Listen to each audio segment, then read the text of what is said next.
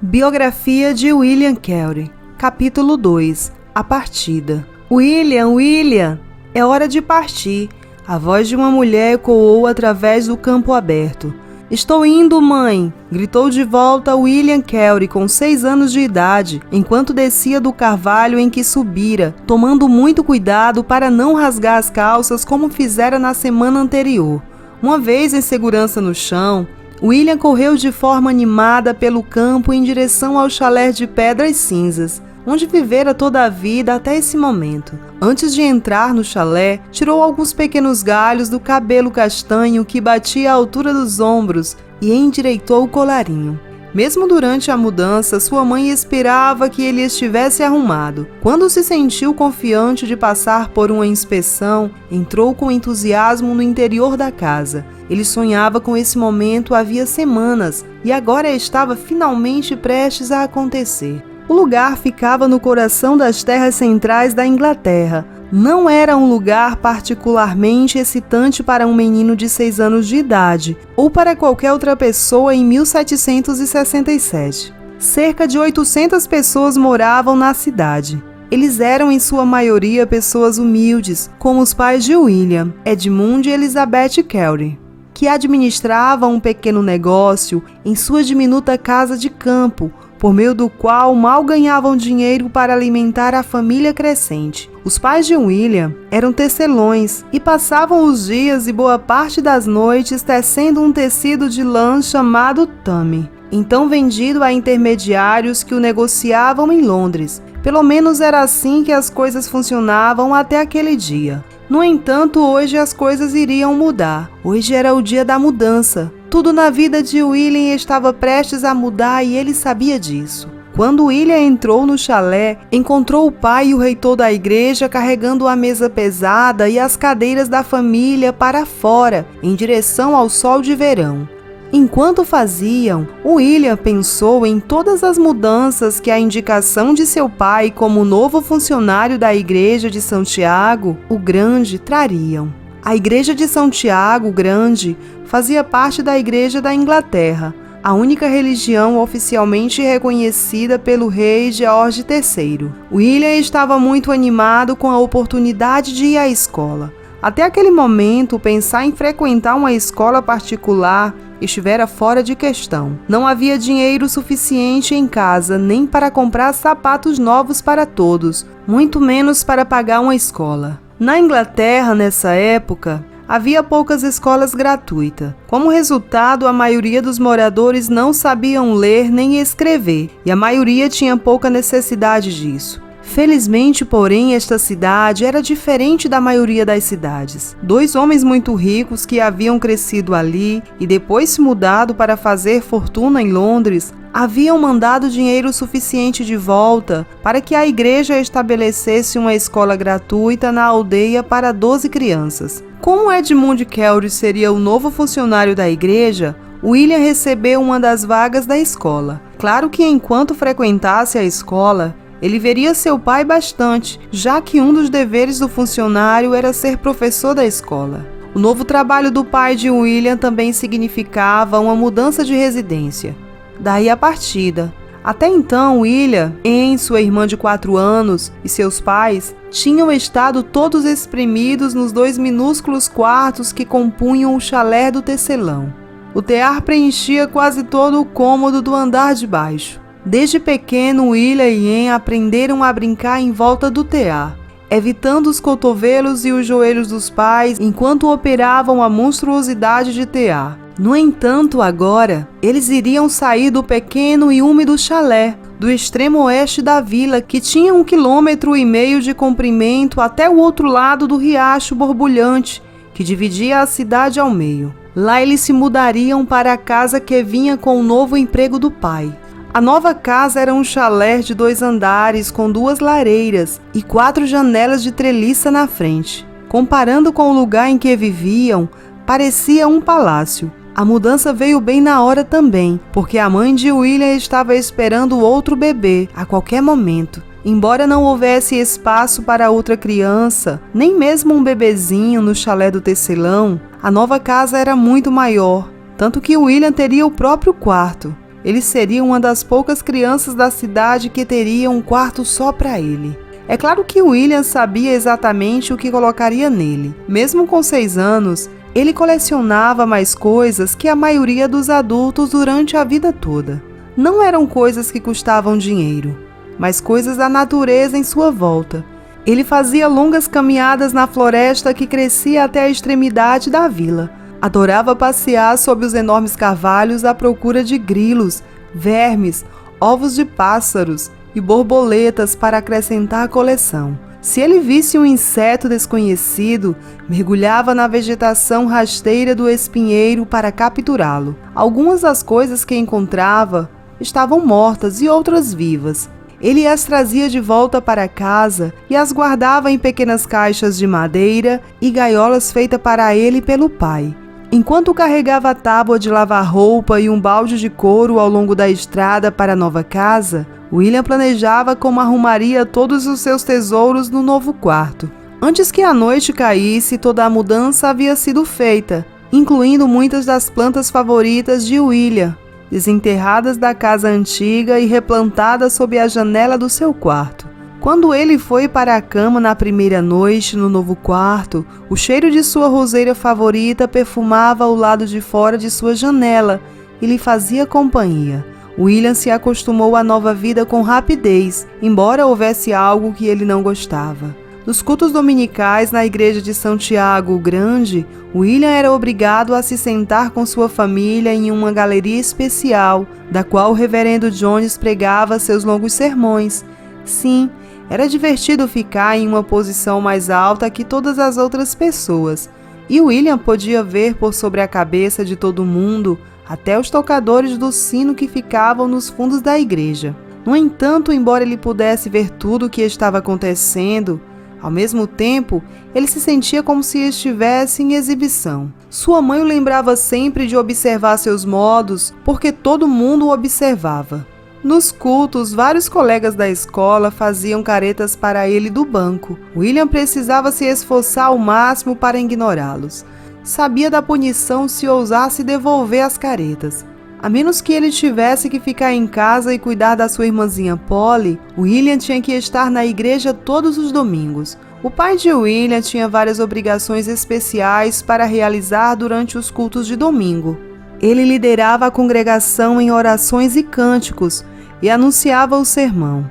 Também se responsabilizava por garantir que a igreja ficasse sempre limpa e que os cachorros não entrassem ali.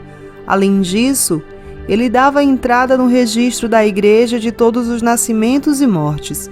Embora a própria igreja não lhe pagasse muito, ele tinha autorização para manter a taxa que cobrava para fazer as entradas no registro para si.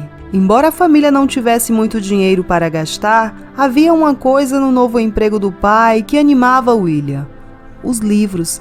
Havia poucos livros impressos na Inglaterra no ano de 1760. Produzir um único livro durante esse período era demorado e caro. Como resultado, a maioria dos livros era propriedade de pessoas ricas e clérigos. No entanto, agora que seu pai era professor e secretário da igreja, William conhecia muitas pessoas que lhe emprestavam livros. Ele era um aprendiz rápido e não demorou muito para se tornar absorto nas histórias de aventura do dia, como Robinson Crusoe. E não apenas as histórias de aventura.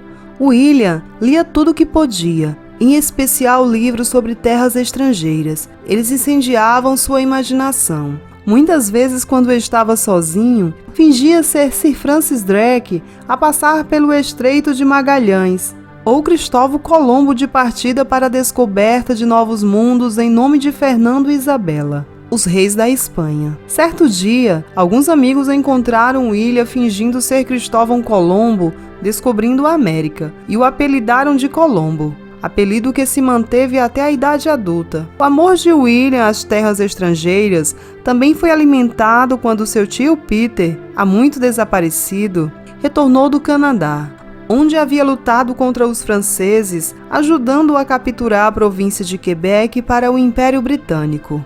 Ninguém jamais pensou que o tio Peter voltaria para casa. No entanto, em um dia de outono, ele apenas apareceu, com histórias incríveis para contar sobre onde estivera e as coisas que tinha visto. Ele havia lutado ao lado do general James Wolfe e feito comércio com os índios algonquinos. William, agora com 8 anos de idade, ficou fascinado pelo tio Peter e lhe pedia que contasse e recontasse suas histórias. De modo especial, ele gostava de ouvir sobre a viagem marítima de travessia do Oceano Atlântico. Mesmo que ele estivesse fingindo ser Cristóvão Colombo, William sempre tivera dificuldade em imaginar como seria o oceano. Tio Peter disse a ele para pensar no mar como 1 milhão de côrregos correndo lado a lado e se estendendo até onde os olhos podiam ver. Como ele tentava imaginar uma cidade tão imensa quanto Londres, com 600 mil pessoas vivendo nela. No entanto, por mais que tentasse, não era fácil imaginar para um menino que nunca estivera a mais de 15 quilômetros de distância da aldeia rural onde nascera.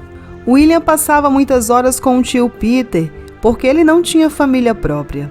Além de ser uma fonte maravilhosa de informações sobre o mundo, tio Peter sabia muito sobre plantas. De fato, logo após o retorno, ele foi contratado pelo escudeiro da vila para ser seu jardineiro. A partir de então, sempre que William e seu tio se encontravam, eles discutiam seus jardins e muitas vezes trocavam mudas de plantas, bulbos e dicas de jardinagem. A vida parecia correr bem para William, que amava a escola, embora seu pai fosse mais duro com ele que com os outros alunos. William também adorava estar ao ar livre no jardim, que logo se tornou um dos melhores da aldeia.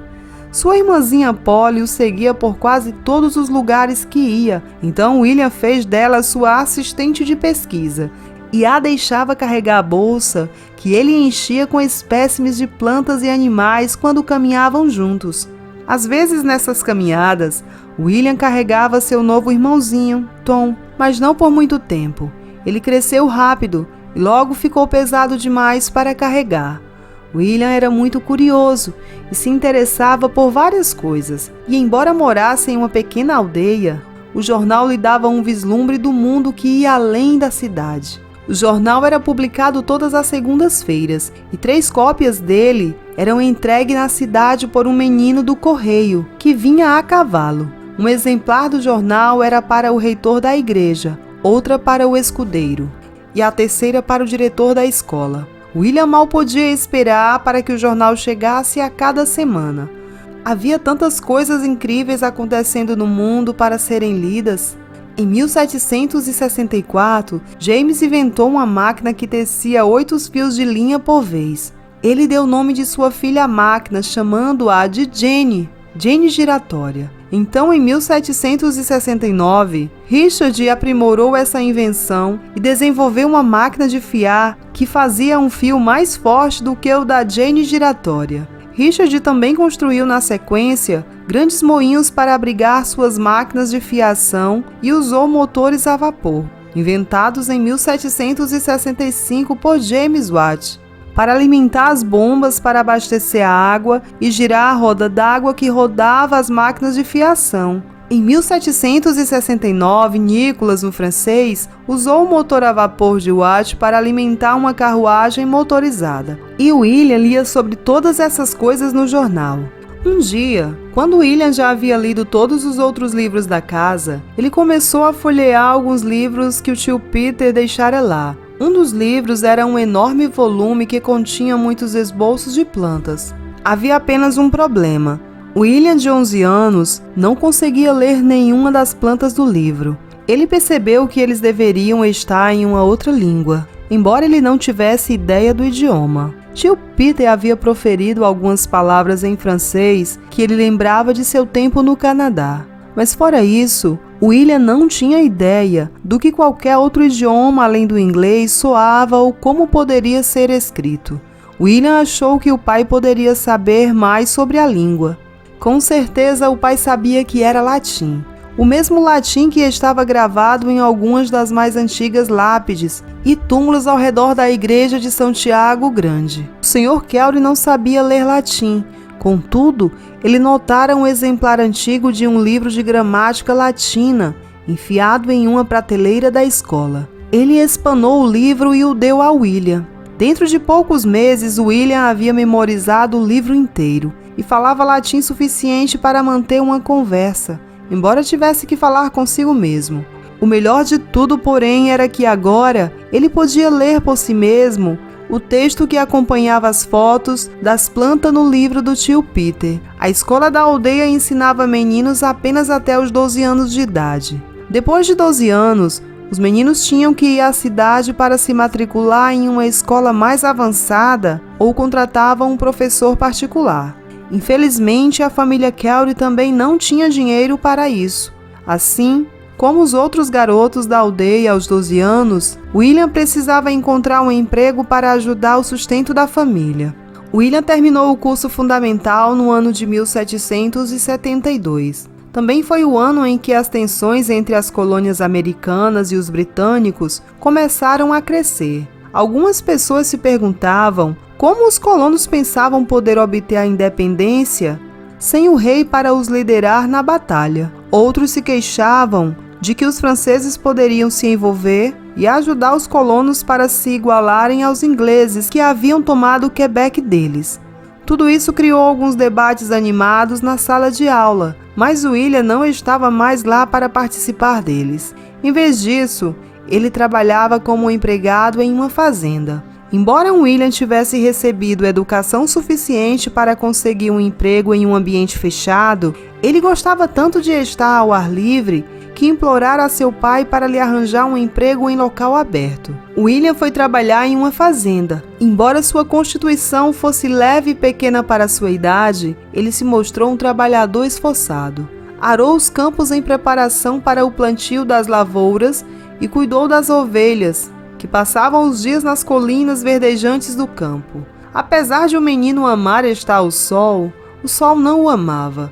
Ele desenvolveu uma alergia que o médico botanista da aldeia não conseguia curar. Sempre que o sol brilhava forte, começavam as erupções dolorosas no rosto e nas mãos de William. Contudo, por desejar tanto trabalhar do lado de fora com os animais e as plantas, ele suportou a dor das erupções por 2 anos. No final, porém, foi preciso admitir para si mesmo que era muito difícil continuar. William precisaria encontrar outro emprego. Embora não soubesse disso na época, a erupção em seu rosto mudaria o curso de sua vida. Se não fosse pela alergia, William poderia ter vivido toda a vida e morrido no mesmo lugar. A busca de um novo emprego, no entanto, o levou a 15 quilômetros de distância de sua casa.